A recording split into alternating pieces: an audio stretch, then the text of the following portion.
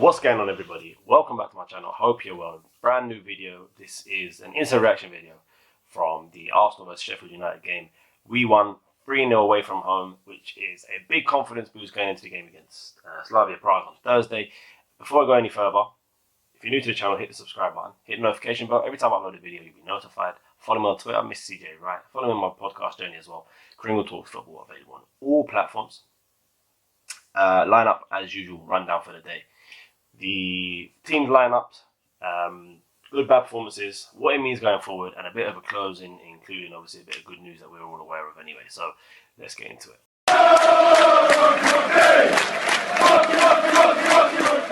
So the lineup to start with was Leno in goal, Chambers at right back, Holding and Pablo Mari centre backs, and Granit Xhaka, incidentally, was playing at left back. Initially on the graphics they had it down as Bukayo Saka playing at left back with a midfield three of Xhaka, Partey and Ceballos, with Pepe, Lacazette and Martinelli as the forward three. When the game started, Granit Xhaka started at a left back and Saka was kind of deployed as like the number 10, or just essentially really and truly just floating around in times, and it was fine because we controlled the game right from the start.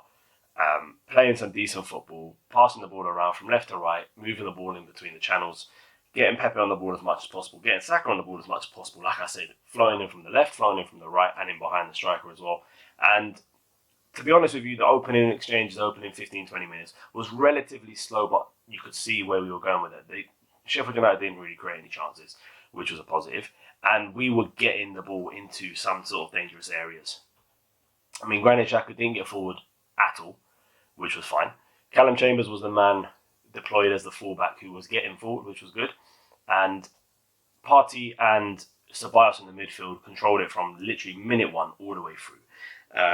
And 32nd minute, we scored what can only be described as an Arsenal goal. I think they said it in commentary that Arsene Wenger would be sitting there somewhere with a nice cup, nice drink in his hand, appreciating that goal, because the way in which we scored the goal was just pure Arsenal football.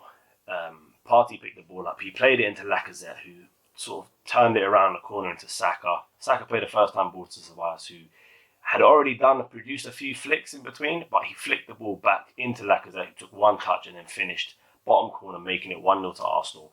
And straight away, you know, it was a brilliant move from Arsenal, and the confidence was flowing from that point on. Like I said a minute ago, Ceballos had already done a couple of flicks. He was performing really well, especially considering what he'd done against Liverpool and what he was doing against SLAVIA Prague when he came on. It was encouraging to see, especially alongside Thomas Partey.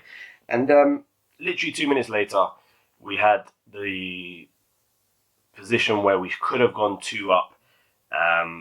Laka picked the ball up just outside the box. He slipped it through to Bukayo Saka, who was pretty much one-on-one with the keeper, but his first touch really let him down, unfortunately. And there was a couple of other noticeable moments of the game. Martinelli had the ball down the left-hand side, and rather than spring the ball across the box, across the front of the goal, where we had about 4 or 5 players in the box waiting, he decided to go for a shot near post. And he's still young, he's still relatively inexperienced, so the rawness in him allowed him to take that shot near post rather than try and smash the ball across the box. So Arsenal went in half-time 1-0. On the stroke of half-time, actually, there was a shout for a potential penalty, and I'll probably say about 2 months ago, we probably would have been given it. Pepe played the ball in, I think it was a corner. Lacazette flicked the ball on, and I think it was John Egan slid across and the ball hit his forearm. But the accidental handball rule now has been taken out of the game, so it wasn't a handball. And we go into half-time, 1-0. Possession stats are on the screen. We had 40%, they had 40% possession, we had 60%. We had 6 shots, 2 on target, they had just 1. We had 89% pass completion rate, 322 passes, 288 completed. It was a very controlled performance from Arsenal. And going into the start of the second half, you wanted to see that same energy, that same zip, that same pace. And we didn't see it in the start of the second half. It was very slow, very lackluster. That initial pick up and pass, the first touch, the first time pass, wasn't there. But we weren't troubled at all. Sheffield United didn't do anything of any meaningfulness. So it was still encouraging to see. And then, the game kind of slipped away a little bit up until about the 71st minute, where we got the goal. Bukayo Saka had just gone off injured with a thigh strain. It looked like a thigh strain to initially begin with, but upon replays, it looked like he could have had a dead leg collision with Brewster. So hopefully, fingers crossed, it is just a dead leg and he should be fine for Thursday's game. Pepe closed the ball down. He won the ball in their final third. Took the ball on, went for the shot, the sort of curled shot into the bottom corner. Ramsdale made a decent save. He actually made a save that you would expect from a keeper, trying to push it away as opposed to pushing it out.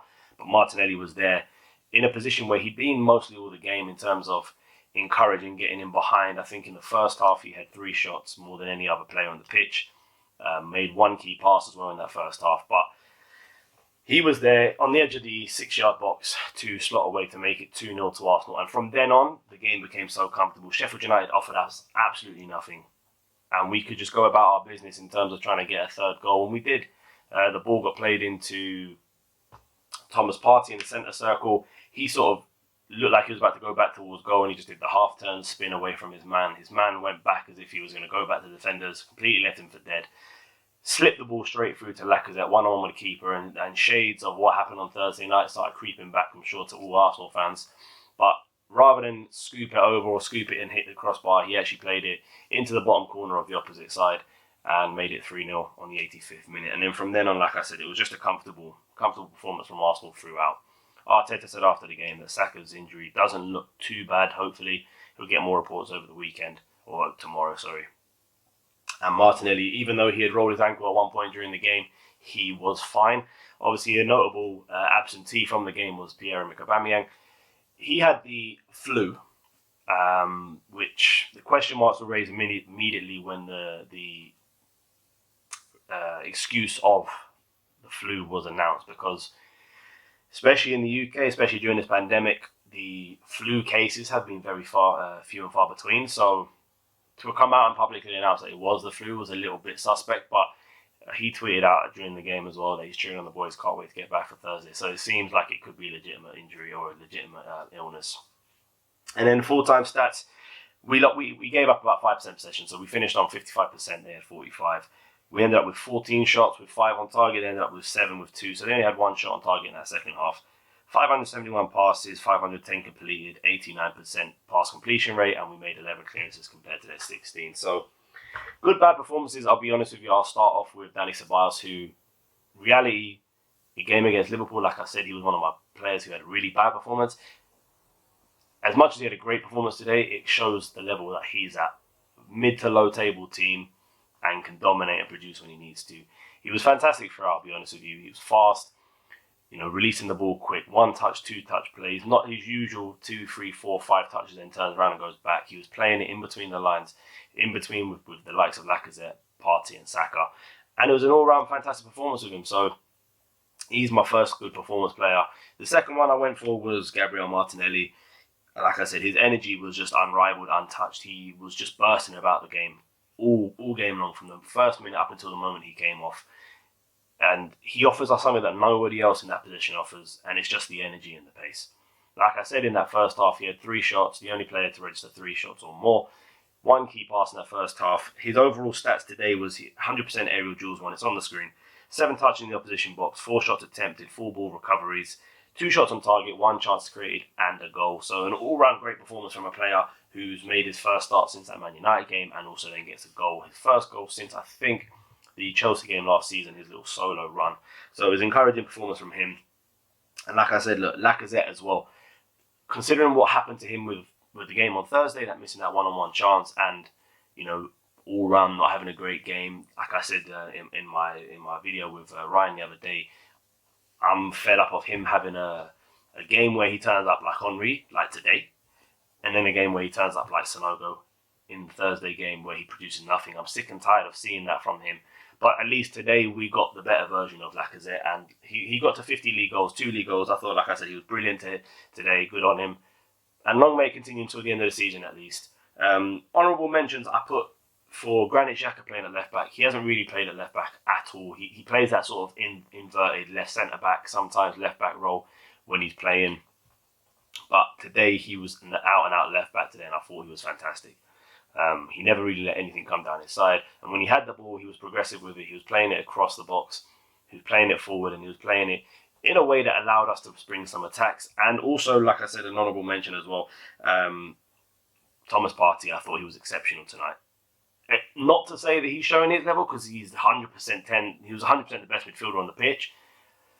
But this is the kind of performances we need to see from him week in, week out, but on the grander scales. So dominating the games against the bigger teams, like he did in the Man United game away from home early in the season. We need to see this performance from him every single week.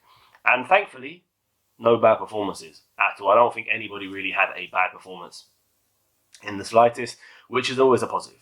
Always positive, especially going into the next game against SLAVIA Prague. So what it means going forward, like I said, this is a much needed confidence boost for the game against SLAVIA Prague.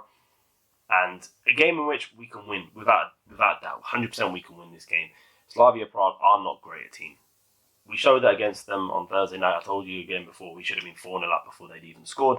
And I'm hoping we can put them to the sword on Thursday night coming. So let's hope we can expect that on midweek performance. Closing statement, as you're all aware, I think it was Adrian Kujumba. I'm hoping I said his name right. I have no idea how to pronounce his name. But he broke the story earlier this week that Folarin Balogun is about to sign a new 4-year deal, which is going to keep him at the club for the next 4 years. Which is obviously a positive news for Arsenal and a positive news for Balogun as well. He's a very, very highly rated youngster for the club. And there are some assurances that he'll get some game time next season, which is good because the one game we have seen him play in the first team, he scored a goal. So long may that continue if he does play. Question marks about when the announcement will be made. There's possibility he's going to be made on Wednesday. Apparently he's getting a whole social media video made ready for it, including all of his highlights from when he joined the club at 8 years old. And that kind of possibly puts a question mark on Eddie Nketiah's future, because Eddie's going into the final year of his contract. So is Lacazette. And with Aubameyang still at the club after signing a new 3-year deal, Balogun now under a 4-year contract as well, and Gabriel Martinelli in the position that he's in, especially after today's performance, we could potentially have Aubameyang, Martinelli and Balogun as our 3 strikers going into next season. And I don't think any Arsenal fan would really be that strung up on it and really that down on it. So positive news for Arsenal, positive news for Balogun.